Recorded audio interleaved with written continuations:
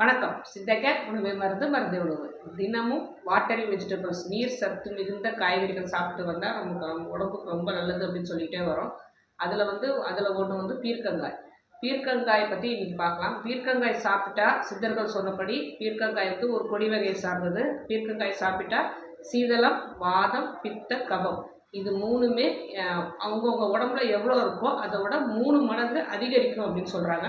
இது நல்லபடியாகவும் எடுத்துக்கலாம், நமக்கு எதிர்மறையாக கெட்டதாகவும் எடுத்துக்கலாம். எப்படிங்கிறத பார்க்கலாம் இன்றைக்கி.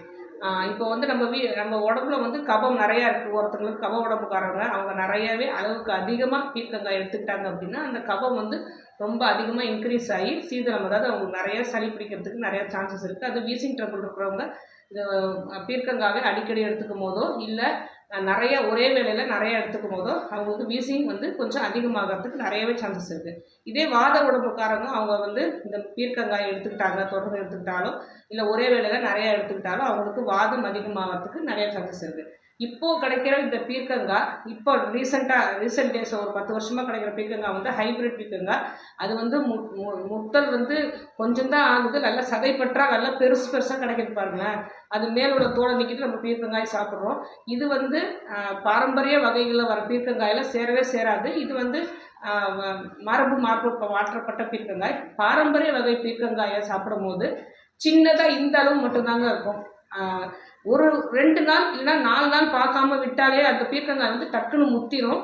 நாட்டு மருந்து கடையில் நீங்கள் பார்த்தீங்கன்னு வச்சுக்கோங்களேன், அந்த பீர்க்கங்காயை உதுத்துட்டு அதை முத்த வச்சுட்டு அந்த நார் மட்டும் இருக்கும். அந்த நாரை வந்து நம்ம உடம்பு தேய்த்து குளிக்கிறதுக்கு, அழுக்கு தேய்த்து குளிக்கிறதுக்காக யூஸ் பண்ணப்படுது. அந்த பீர்க்கங்காய் சின்னதாக பிஞ்சாக இருக்கும்போது மட்டும்தான் நம்ம முன்னோர்கள் யூஸ் பண்ணிட்டு வந்தாங்க. இதே பாரம்பரிய விதையில் நம்ம பீர்க்கங்காயை எடுத்து விளைய வச்சு சாப்பிட்டோம் அப்படின்னா அந்த பீர்க்கங்காய் வந்து பிஞ்சு வரும்போது வித்தின் 1 வீக்குள்ளே அதை சமைச்சு சாப்பிட்ருவாங்க. சமைச்சு சாப்பிடணும், அதான் முறை. அது அப்படியே டக்குன்னு 2-3 நாள் கவனிக்காமல் விட்டாலே உடனே முத்திரும். அதுக்கப்புறம் ஒரு 15 நாள் விட்டுட்டு நல்லா முற்ற வைத்து அதை மேலே உள்ள தோலெல்லாம் தட்டிட்டு உள்ளால் உள்ள அழுக்கெல்லாம் எடுத்துட்டு அந்த நாரை வந்து நம்ம உடம்பு தேய்ச்சி குளிக்கிறதுக்காக யூஸ் பண்ணப்பட்டு வந்தது. அப்போ தான் ரொம்ப முறையாக யூஸ் பண்ணணும். இப்போ உள்ள பீர்க்கங்காயை வந்து அதாவது ஹைப்ரிட் வகை பீர்க்கங்காய் எல்லாத்தையும் அது மரபு மாற்றப்பட்ட பீர்க்கங்காய் எல்லாமே யூஸ் பண்ணலாம். ஆனால் இந்த சித்தர்கள் சொன்ன வாக்கையும் நம்ம கவனமாக வச்சுக்கணும்.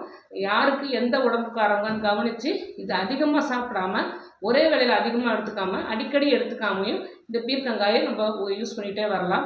இந்த பீர்க்கங்காவில் மேலே உள்ள அந்த வரியாக உள்ள அந்த ஹார்டு பார்ட்டு மட்டும் எல்லாத்தையும் சீவிட்டு உள்ள அந்த ஃபஸ்ட்டு லேயர் க்ரீனை வந்து தனியாக எடுத்து பிரண்டை துவையல் மாதிரி புளி வைத்து சேர்த்து இதையும் நல்லா 1 ஸ்பூன் நெய் விட்டு அந்த பச்சை தோலையும் நல்லா வதக்கிட்டு தேங்காய் போட்டு வடகம் போட்டோ இல்லை உளுந்து பெருங்காயம் போட்டோ இதை வந்து துவையலாக ஆக்கி சாப்பிட்டா கூட ஒரு நல்ல ஸ்வீட்னஸ் கிடைக்கும். அந்த பீர்க்கங்காயோட குணமும் அந்த வாசனையும் அந்த துவையெல்லாம் இருக்கும். இதுவும் உடம்புக்கு நல்லது. உள்ளார உள்ள பீர்க்கங்காயும் நம்ம பால் கூட்டோ இல்லை பாசிப்பருப்பு போட்ட கூட்டோ எது செஞ்சாலும் சாப்பிடலாம். அந்த பீர்க்கங்காய் முக்கியமாக இந்த பீர்க்கங்காயை நான்வெஜ்ஜில் சேர்த்து சாப்பிடும் போது கூட நமக்கு நான்வெஜ்ஜால் ஏற்படுற அந்த ஃபேட் அதிகமாக இருக்கிறதும் சேர்த்து இந்த ஃபைபரும் சேர்ந்து நமக்கு அந்த ஃபேட்டை வந்து உடம்புல சேராமல் பார்த்துக்கிட்டு உடல் உஷ்ணம் அதிகரிக்காமல் பார்த்துக்கிறதுக்கு இந்த பீர்க்கங்காய் ரொம்ப உதவும். ஆரோக்கியமாக வாழ்வோம். எதை பற்றி பேசணும்னு நீங்கள் நினச்சாலும் சரி தாராளமாக கமெண்ட் பண்ணுங்கள். உங்களுக்கு எந்த நோயாக இருந்தாலும் சித்தா கேரை அணுகுங்க.